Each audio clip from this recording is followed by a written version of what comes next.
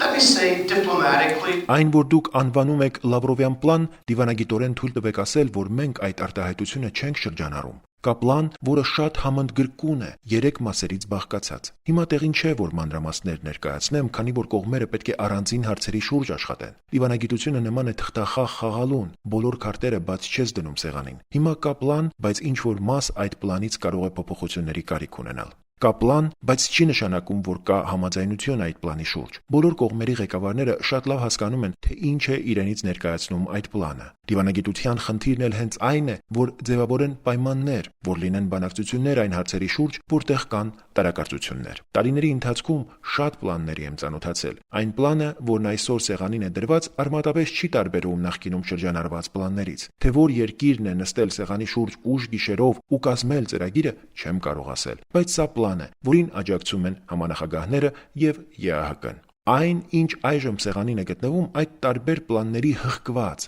փայլեցված տարբերակն է։ Դա արդյոք կրկնօրինակն է նախկին պլաններից մեկի։ Ոչ։ Սա նոր ուղիներ, նոր լուծումներ է դիտարկում, որը կարող է հակամարտության բոլոր կողմերի համար լինել ընդունելի։